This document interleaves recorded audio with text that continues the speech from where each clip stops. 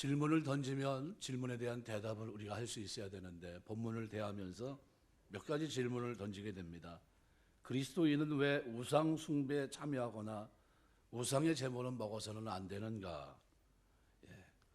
우리가 성찬을 통해 그리스도의 몸을 이루기 있기 때문에 우리가 좀 피하는 것이 맞습니다. 그런데 자유는 어떻습니까? 얼마든지 먹을 수 있지만 다른 사람의 양심의 자유 때문에 우리가 만일 그거로 인해 실족할 수 있다면 우리는 먹지 않는 것이 가합니다. 우리가 두 번째 질문이 우리가 법적으로 틀린 것이 아니라면 모든 일을 할 수 있는가? 나의 자유, 권리. 근데 이것도 그리스도 안에서 성장하게 되면 어떻게 돼요? 절제해야 됩니다. 그리고 그러면 우리는 먹고 마시는 그리고 모든 일을 하는데 기준은 어디에 두어야 되는가? 하나님의 영광에 둬야 된다는 겁니다. 그래서 어려서부터 쭉 신앙생활 해왔으면 늘 우리가 마치 나는 늘 하나님의 영광에 살고 있다라는 생각을 가질 수가 있습니다. 그래서 오늘 저는 이 본문을 가지고 택하면서 금년에는 이렇게 살아야 되겠다는 말씀을 가지고 쭉 묵상했는데 들여다보고 나니까 굉장히 이것이 큰 말씀입니다. 그래서 사실은 고린도전서 8장서부터 11장 1절까지 말씀이 바로 그 부분을 전체를 다루고 있는 겁니다.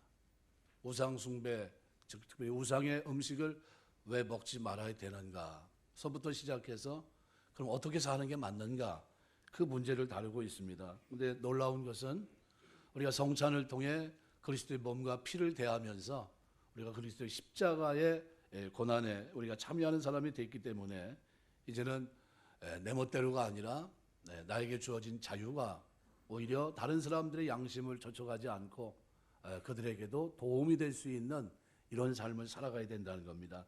그래서 8장 1절에서 11장 1절까지 특별히 우상 제물 먹는 문제를 다루고 있는데 74절에 걸쳐서 쭉 설명합니다. 아주 굉장히 긴 겁니다. 먹는 것이 가하냐 불가하냐 결론부가 어디서부터 시작이냐 하면 10장 23절부터 시작입니다. 11장 1절에서는 지금까지 전개해온 긴 답변을 마무리하는 결론부입니다.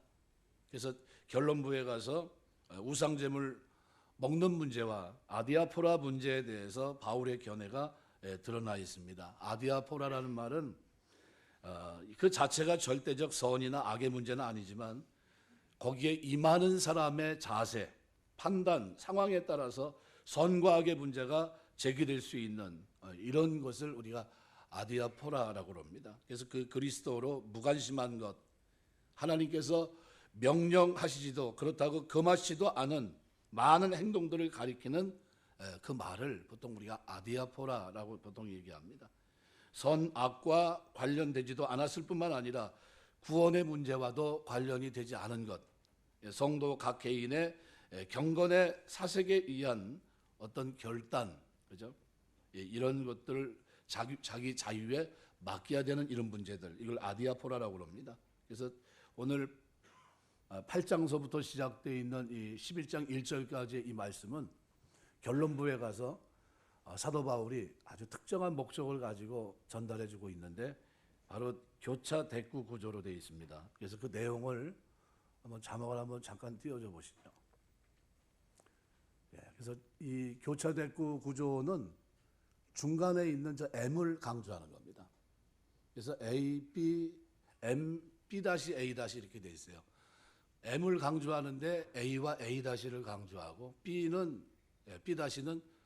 질문에 대한 답도 하지 않고 지나갑니다. 별 의미가 없다 하는 거죠. 그래서 바울은 이 M에 대한 남의 양심을 고려해서 자신의 자유는 제한돼야 된다는 것을 이 문학적인 기교를 통해서 설명을 해주고 있습니다. 그래서 28절서부터 29절 상반절에 보면 누가 너에게 이것이 제물이라 말하거든 알게 한 자와 그 양심을 위하여 먹지 말라. 내가 말한 양심은 너희의 것이 아니요 남의 것이니 이렇게 말합니다. 쉽게 말하면 결론에서 이렇게 얘기하는 겁니다. 이제 얼마든지 우리는 자유를 가지고 먹을 수 있습니다. 시장에서 우상 제물 그죠? 꺼내놓고 팔 수 있거든요. 근데 모를 때는 어떻게 그냥 먹어요. 근데 누가 저거는 우상에게 제사한 제사 음식입니다. 그러면 그때는 어떻게 돼요? 그 말을 한 사람의 양심을 위해서 먹지 말라는 겁니다. 나는 먹을 수 있지만 그거 좀 제한하라는 겁니다. 우리 비근한 예로 뭐 할랄 식품이 있어요. 할랄. 예, 할랄 식품. 이게 할랄이라는 식품이 자기 신, 알라 신에게 제사를 드리고 인증받은 표가 할랄입니다. 할랄. 우리는 그게 무공의 청정지역에서 나온 음식이다 이렇게 착각하는데 그게 아닙니다. 우리 신에게 드렸던 이 모든 것이다는 거예요. 그걸 인증해 준 겁니다.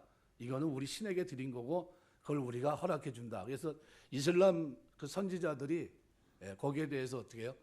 허락한 겁니다. 허락. 그러면 이제 그건 어떻게 해요? 얼마든지 먹을 수 있는 음식이 된 겁니다. 근데 그거를 모르는 사람은 어때요? 그냥 먹을 수 있어요. 근데 아는 사람은 어떻습니까? 평상시 몰랐는데 누가 옆에서 이렇게 얘기하는 겁니다. 아유, 목사님, 할랄 식품이에요. 먹으면 되겠습니까? 그거 어떻게 해야 돼요? 이렇게 질문하면 저는 어때요? 그 사람, 그 얘기를 한 그 사람 때문에 먹지 말아야 된다는 겁니다. 이게 바울이 말하고 있는 내용의 결론이에요. 그러니까 그 사람의 믿음을 위해서 그가 실족할 수 있으니까 그래서 그 먹지 말아야 된다는 겁니다. 그래서 이 내용을 그래서 10장에서 23절, 24절을 통해서 남의 유익을 구하라는 메시지로 전달을 해줍니다.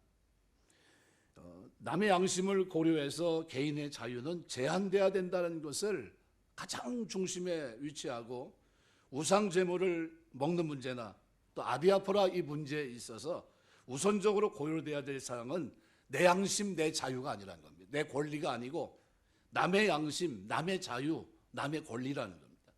그래서 A-A에서는 동일하게 이 아디아폴의 문제에 대해서 판단의 기준을 제시하고 있는 겁니다. 여기 말하는 기준이 단순히 우상 제물 먹는 문제에 국한하지 않고 있습니다. 먹든지 마시든지 무엇을 하든지 이렇게 얘기합니다. 이 무엇을 하든지라는 표현은 이 표현을 통해서 그 다음의 기준은 또 뭡니까?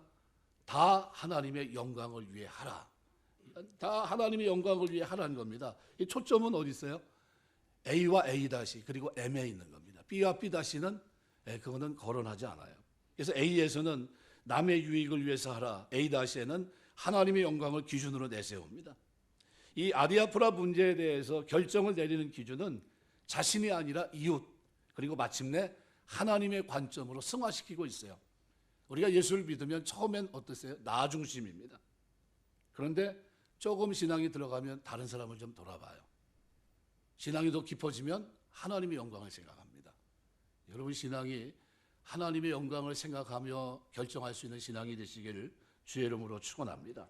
A-A에서는 누구든지 자기의 유익을 구치 말고 남의 유익을 구하라 라는 명령을 아주 구체화시키고 있습니다. 유대인에게나 헬라인에게나 하나님의 교회나 거치는 자가 되지 말고 나와 같이 모든 일에 모든 사람을 기쁘게 하여 라고 기록합니다. 남의 유익을 구하는 방법이 소극적으로는 거치는 자가 되지 않는 거예요. 적극적으로는 모든 사람을 기쁘게 하면서 덕을 끼치는 사람이 되는 겁니다. 뿐만 아니라 목적이 뭡니까? 저희로 구원을 얻게 하는 데 있습니다. 그래서 이 아디아포라 문제에 있어서 타인을 고려하는 목적을 단순히 윤리적 차원에서 그치는 것이 아니라 궁극적으로는 인생의 최종적 목표인 타인의 구원과 연관짓고 있습니다. 우리가 하나님의 영광을 위해 산다고 했을 때, 그죠? 다 하나님의 영광 위해 한다고 했을 때 꼭 염두에 둘 것이 뭡니까? 이웃과의 관계예요. 이웃과의 관계가 배제된 가운데 하나님의 영광 위해 사는 방법은 없습니다. 그래서 8장 1절에서부터 시작된 우상 제물 먹는 문제로 대표되는 이 아디아프라 문제에 대해서 긴 논의를 마무리하면서 사도 바울은 내가 그리스도를 본받은 자 된 것 같이 너희는 나를 본받는 자가 되라. 이 무슨 말이냐면 그리스도가 어떻게 살아갔다는 겁니까? 자신의 자유, 권리, 자신의 모든 것들을 내려놓고 살았다는 겁니다. 그럼 나도 그리스도를 본받아 살아갔고 너희는 나를 본받는 자가 되라. 그 무슨 얘기입니까? 우리에게도 그와 같은 삶을 제시하고 있는 겁니다. 내가 그리스도를 본받은 것처럼 너희도 그리스도를 본받는 자가 되라는 겁니다. 그래서 오늘 금년 주제가 다 하나님의 영광을 위해 하라라는 말씀인데 그럼 어떻게 하는 것이 하나님의 영광을 위해 하는 것인가? 이 본문 말씀에서 세 가지 정도 잠깐 생각하면서 은혜를 나누려고 합니다. 첫 번째는 우리에게 주어진 이 자유는 다른 사람에게 덕을 세우는데 사용되는 자유가 돼야 됩니다. 23절 보면 모든 것이 가하나 모든 것이 덕을 세우는 것이 아니니 그랬습니다. 성도의 자유는 죄로부터의 자유입니다. 자유, 죄로부터의 자유. 이 자유를 얻었다 할지라도 죄 지을 가능성이 있습니까? 없습니까? 농후합니다. 모든 것을 할 수 있지만 그것이 자신과 다른 사람에게 유익이 되거나 덕을 세우게 되는 결과를 가져오는 건 아닙니다. 모든 행위 속에서 어떻게 해요?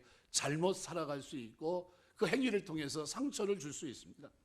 그러므로 성도는 자신의 행동을 살펴보면서 자신의 자유가 공동체의 덕을 세우지 못하고 도리어 공동체를 깨는 결과를 가져온다면 절제해야 됩니다. 아, 이거 내가 잘못하고 있구나.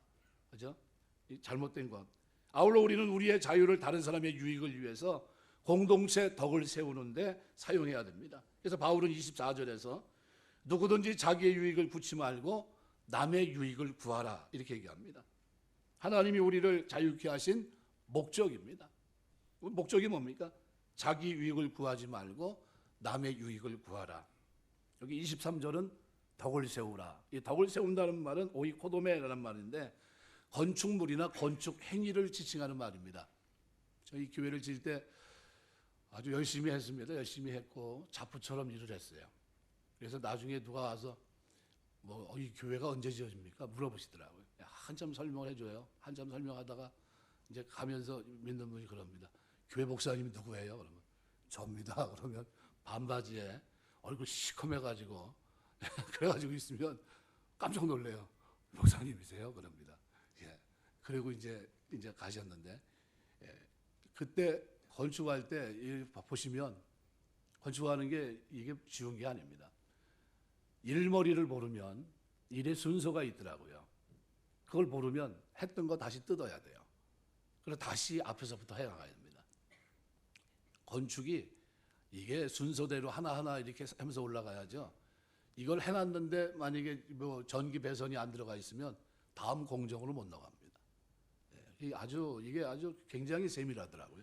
그래서 이 공정이 끝나면 다음에 뭐가 필요하고 재료는 어떻게 들어가고 몇 평이니까 어떻게 들어가고 뭘 넣을 건지 아주 구체적이에요. 그렇게 해서 만드는 게 뭡니까? 건축물. 그걸 우리가 뭐라고 표현합니까? 덕이라고 말합니다. 덕. 오이코도메라는 말입니다. 덕을 세우는 것이 건축물을 세우는 것과 같다는 뜻이에요. 가만히 앉아서 덕이 세워집니까? 그렇지 않거든요. 로마서 14장 19절 보면 그러므로 우리가 화평의 일과 서로 덕을 세우는 일을 힘쓸지니. 화평의 일과 덕을 세우는데 어떻게 해야 돼요? 서로 덕을 세우는 일에 힘써야 된다는 겁니다. 서로 덕을 세우는 데 힘써야 돼요. 덕을 세우기 위해 어떻게 해요? 노력해야 된다는 겁니다. 그래서 이 베드로전서 2장 9절에 보면 하나님 우리를 택하셨는데 왜 택하셨어요? 주님의 그 아름다운 덕을 선전하게 하기 위해서. 너희는 택하신 족속이요 왕 같은 제사장들이요 거룩한 나라요 그의 소유된 백성이니 이는 너희를 어두운 데서 불러내어 그의 기이한 빛에 들어가게 하시니에 아름다운 덕을 선전하게 하십니다. 이 덕이에요, 덕. 이 덕이라는 이 헬라 말은 누군가의 기초가 된다는 뜻이에요. 누군가의 기초가 된다. 그러니까 우리의 눈빛, 여러분의 표정, 말, 행동 이게 뭡니까? 누군가의 본이 될 때 덕이 세워진다는 거. 덕. 쉽게 말하면 막 육두문자를 쓰고 쌍욕을 하고 막 이러면 덕이 됩니까? 안 됩니까? 아무리 사람이 점잖해 보여도 그렇게 하면 어때요? 이 사람 다시 봤어. 그래. 왜요? 기대했던 거 이해하라는 겁니다. 저러면 안 되는데 이렇게 됩니다. 그죠? 그런데 생각한 것 이상으로 어때요? 사람이 점잖고 말하는 것도 점잖고 모든 면에 있어서 어떻게 해요? 저 사람은 참 대단해. 이런 마음이 들어오면 이 사람이 참 덕이 있다 이렇게 생각합니다. 덕이 있다. 본받을 만하다는 건 본받을 만하다. 여러분 우리가 이 덕을 누구에게 해야 됩니까? 안 믿는 사람과 믿는 사람 구분이 없어요. 누구에게나 거치는 자가 되지 말아야 됩니다. 누구에게나 저 사람은 어떤 사람이에요? 괜찮은 사람 이런 표정을 받아야 이런 대우를 받아야 됩니다. 사도행전 6장에 보시면은 초대교회가 어려움에 처할 때 많은 사람들이 밭을 팔아서 사도들 발 앞에 갖다 뒀습니다. 사도들이 날마다 아침에 모여서 뭐 했냐면 테이블에서 앉아가지고 구제 헌금을 나눠줬어요. 헬라파 유대인, 히브리파 유대인. 나눠주다 보니까 한쪽에는 또 헬라파 유대인들은 초면이고 히브리파 유대인들은 구면이에요. 누가 받는데 더 수월하겠습니까? 히브리파 유대인들이 쉬울 겁니다. 근데 헬라파 유대인들이 원성이 자자해요. 왜 우리는 제대로 주지를 않느냐는 거죠. 이제 이런 말을 듣고 있으니까 사도들이 야 이게 우리 지금 뭐 하고 있는 거냐? 우리가 십자가 복음을 증거해야 되는데 사람들에게 지금 원성을 듣고 있다. 그죠? 칭찬을 들어야 되는데 뭐 듣고 있어요? 원성을. 그러니까 안 되겠다. 그러면 사람들에게 칭찬받는 사람 7을 세워서 그들로 하여금 이 일을 맡기고 우리는 말씀과 기도에 전무하자 그럽니다. 그랬더니 하나님이 어떻게 해요? 날마다 구원받을 수를 더하게 하셨더라. 이렇게 표현합니다. 그때 이 칭찬받는 사람 7은 어떤 교회에서 칭찬받는 사람입니까? 아니면 바깥에서 칭찬받는 사람입니까? 양쪽 다예요. 교회에서는 인정받는데 바깥에서는 어때요? 고개 흔들면 됩니까? 안 됩니까? 안 된다는 거예요. 덕이라는 거는 어디 가든지 똑같아야 된다는 거예요. 안팎이 똑같아야 돼요. 경건도 마찬가지입니다. 그죠? 교회 안에서는 경건한데 교회 바깥에서는 경건하지 못해요. 그래서 경건을 야고보서 1장에서 뭐라고 표현합니까? 참 경건은 고아 과부를 돌아보며 환난 가운데 자기를 지켜 새 속에 물들지 않는 것이다. 이렇게 표현합니다. 그냥 경건이 아니라 어떻게 해요? 구체적인 행위를 표현하는 거로 이렇게 표현하고 있습니다. 이 덕이라고 하는 것은 그래서 굉장히 중요해요. 예수를 믿으면서 살아가는 동안 여러분이 많은 사람들에게 모델이 되시길 주의 이름으로 축원합니다. 저 예수 믿는 사람인데 사람이 참 좋아. 경비실에 제가 이제 여기 있다 보면 서재실에 있다 보면 뭐 어떤 때 막 소리가 막 나요. 젊은 사람이 막 소리쳐요. 경비실 그 어르신들을 향해서 야단을 치는 건지 막 그냥 그래요. 그럼 제가 저 3층에서 이렇게 쳐다봅니다. 젊은 사람인데 자기 아버지 뻘 되는 사람한테 막 그냥 막 뭐라고 그래요. 왜 문 안 열어줬냐는 거죠. 그러면 나와서 설명합니다. 그거 이렇게 해서 하시면 되는 겁니다. 이렇게 설명하면 그래도 막 소리 막 쳐요. 뒤에서 이렇게 쳐다보고 있으면 안 됩니다. 그러면 안 되거든요. 근데 그런 모습을 이렇게 보고 있는데 만약 예수 믿는 사람이 만일 교회를 갔다 오다가 문을 열어줘야 되는데 문을 안 열었어요. 그럼 경비실을 향해서 막 소리치고 내려와서 뭐 하고 있는 거냐고 막 문 열으라고 막 그러면 될까요? 안 될까요? 거기 또 차에다 뭐까지요? 십자가까지 딱 달아놓고 나 예수 믿고 교회 갔다 오는 거야 지금. 다 비켜. 이러면 됩니까? 안 됩니까? 그건 덕스럽지 못한 거예요. 그러면 뭐 어떻게 해야 돼요? 기다리고 내려서 제가 지금 뭐 여기 처음 초행길인데 잘 이거 모르니까 좀 가르쳐 달라고 얘기하든지 이렇게 해서 들어가든지 했어야 되는데 그러지 못하고 그런 태도를 보이면 잘못된 겁니다. 그래서 덕은 누군가의 기초가 되는 거예요. 내 행동이, 내 눈빛이, 내 표정이, 내 말이 누군가의 본이 될 때 덕을 세우는 거예요. 이게 세우는 게 쉽습니까? 건축물을 세우는 것과 똑같다는 거예요. 건축물이 하루아침에 세워집니까? 오랜 시간이 걸립니까? 오랜 시간이 걸리는 거예요. 덕스러운 사람으로 변화되는 게 하루아침에 됩니까? 오랜 세월 걸립니까? 오랜 세월이 걸려요. 이게 훈련으로 되는 거예요, 훈련으로. 그냥 되는 게 아닙니다. 예수 믿고 구원 받았는데 덕스럽지 못한 사람이 있을까요, 없을까요? 대답 한번 해보세요. 있어요. 없는 척하지 마시고.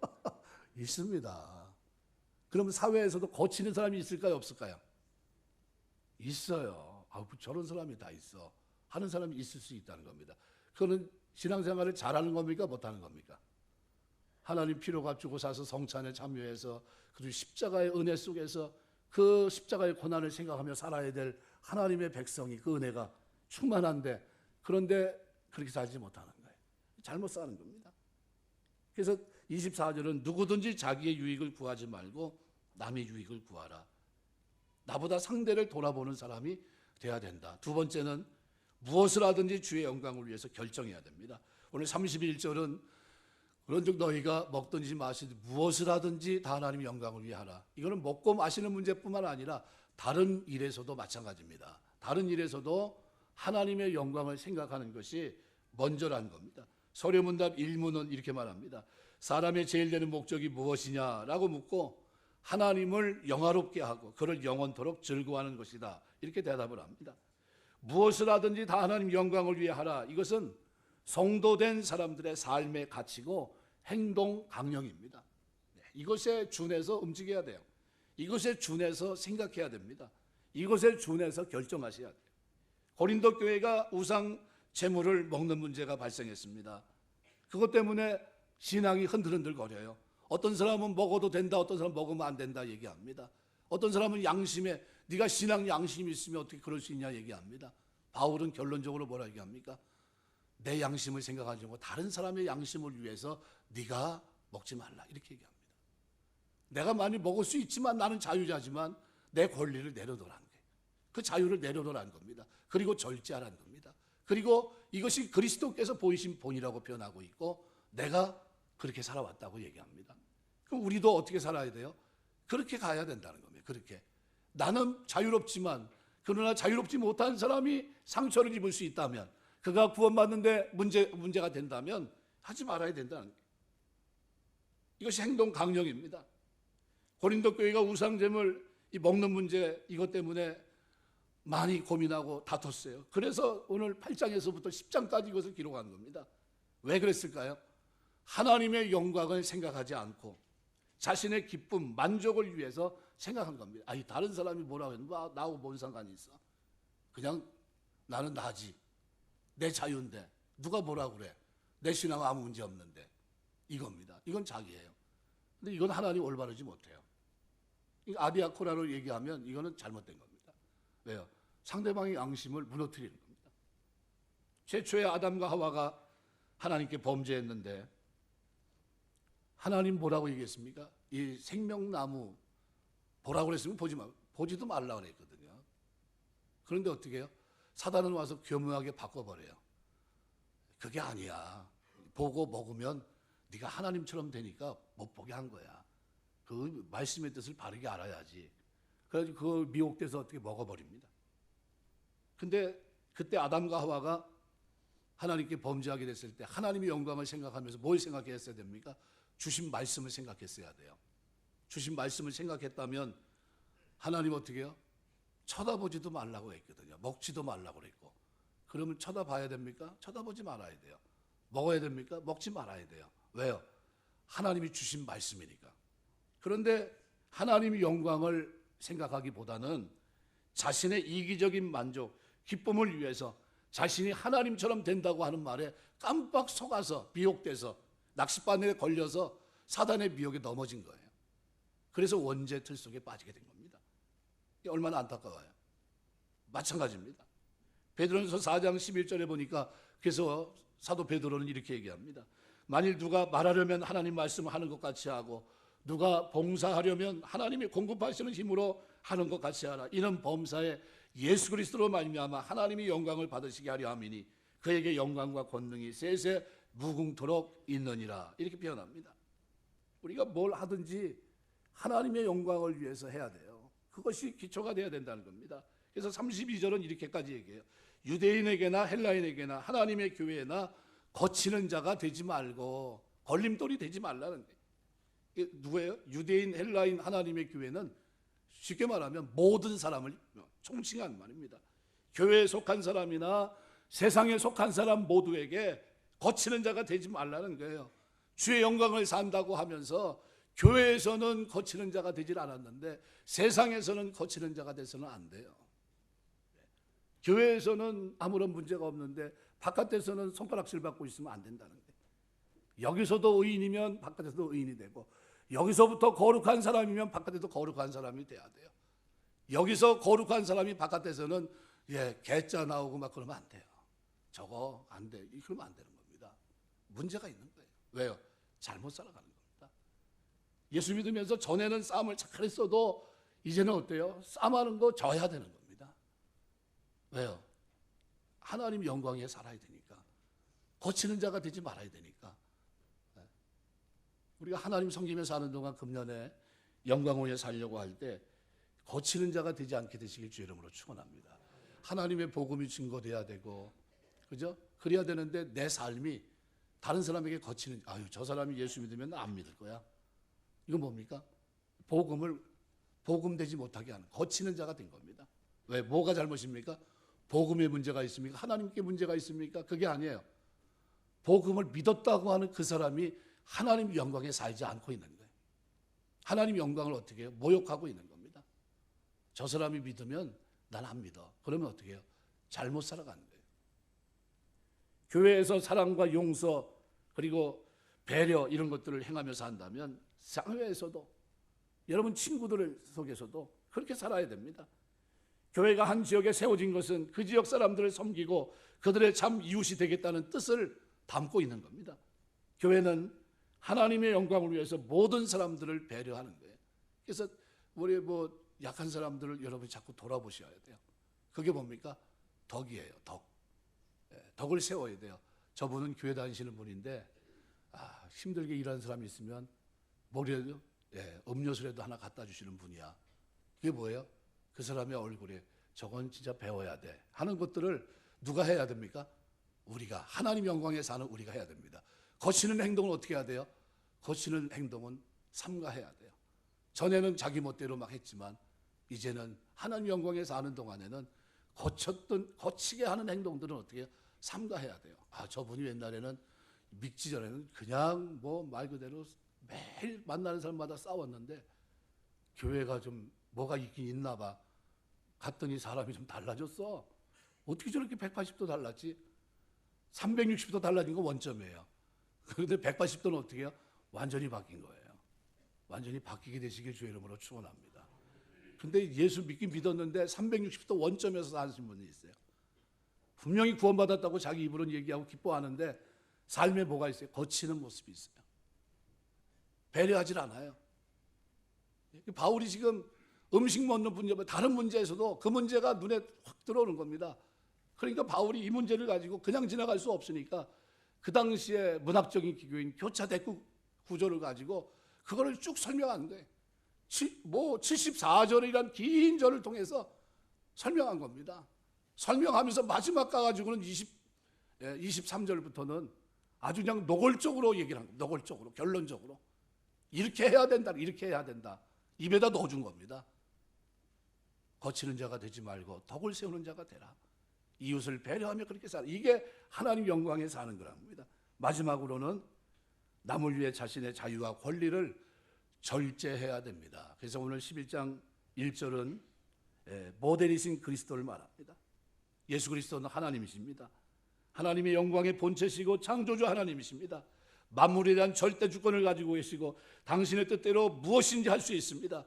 그런 예수님께서 그 모든 자유, 권리를 포기하셨습니다. 종의 몸으로 오셔서 죄인들을 섬기셨고 하나님의 능력을 가지셨음에도 불구하고 자기를 위해 그 능력을 전혀 사용하지 않습니다. 지옥의 십자가에 매달려 조롱을 받으시는 순간에도 당신의 그러한 자유와 능력을 사용하는 것을 포기하셨어요. 절제하셨습니다. 왜 그랬습니까? 우리 같은 죄인들을 구원하시기 위해서예요. 나 같은 죄인 구원하시기 위해서 자유와 권리를 내려놓으셨어요. 능력을 내려놓으셨어요. 사용을 포기하신 겁니다. 사용할 수 없어서요. 힘이 없어서 그게 아니에요. 있었지만, 얼마든지 쓸 수 있었지만 베드로가 칼을 들어서 말구의 귀를 자르니까 그때 뭐라고 얘기했습니까? 12영 더 되는 천세를 내가 부를 수 없느냐? 부를 수 있다. 너 지금 뭐 하는 거냐? 야단치셨어요. 왜요? 주님이 원하는 그 권한을 가지고 자유로운 그 능력을 가지고 얼마든지 행사할 수 있었어요. 천군 천사를 오라 하면 다 올 수 있었고 로마 군사 다시 합할 수 있습니다. 문제가 안 돼요. 그런데 왜 안 하셨어요? 절제하신 겁니다. 저와 여러분을 구원하기 위해서, 죄 가운데 있는 그들을 영원히 구원하시기 위해서, 우리에게 영생을 주시기 위해서 그 앞에 있는 영원한 즐거움 위에 십자가의 고난과 수욕 멸시를 우리 주님이 당하신 거예요. 참으신 겁니다. 이게 주님의 본이에요. 오늘 사도 바울이 바로 그걸 얘기하고 있는 겁니다. 바울은 어떤 사람입니까? 히브리인 중에 히브리인이고 바리새인입니다. 로마 시민권을 가졌어요. 대부분의 사람들이 종의 신분을 가지고 있던 고린도 교회에 비하면 그는 신분의 천지차예요. 영적으로는 어떻습니까? 복음의 진리를 누구보다도 잘하는 사람이에요. 복음의 진리를 확실히 깨달았기 때문에 믿는 자에게 로마서 8장 1절 2절에 정죄함이 없다는 것, 그리스도 안에 생명의 성령의 범이 죄와 사망에서 너와 모든 사람들을 해방했다는 이 엄청난 메시지를 그 당시에 쏟아놨던 사람이 누굽니까? 사도 바울이에요. 권리는 어떻습니까? 교회로서 지원을 받을 수 있는 사도의 권리를 가지고 있었어요. 그런 그가 어떻게 살아갑니까? 자신의 자유함으로 다른 사람을 무시한 채 그 자유를 마음껏 만끽하면서 너 이거 아냐? 너 구원이 뭔지 아냐? 하면서 약 올리면서 야단치며 살았습니까? 아니요. 철저하게 낮아져서 자신의 자유를 철저히 절제하면서 모든 권리를 내려놓고 포기하면서 그리스도의 종됨을 자처하면서 아무쪼록 한 영혼을 구원하기 위해서 그렇게 살아갑니다.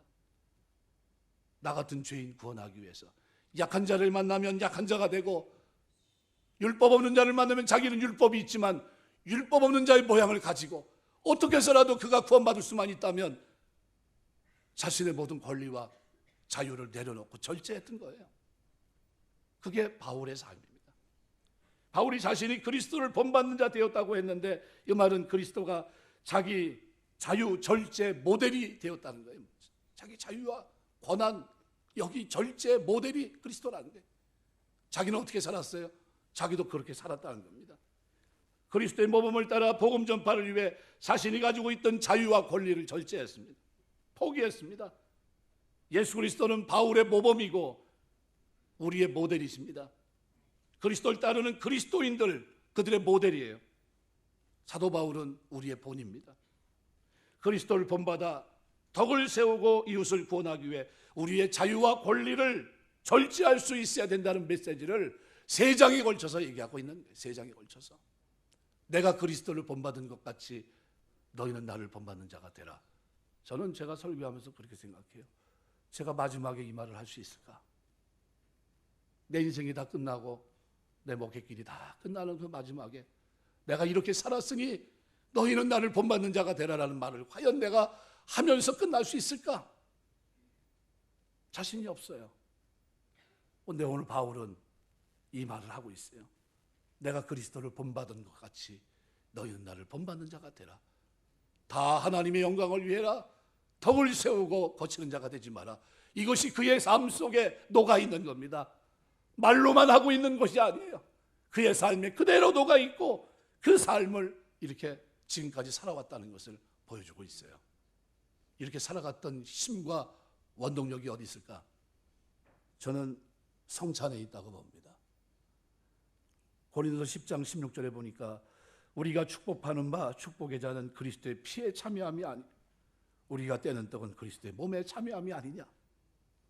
고린도 교회 성도들에게 축복의 잔을 마시고 떡을 떼는 것이 그리스도의 몸에 참여하는 과정이라고 말합니다.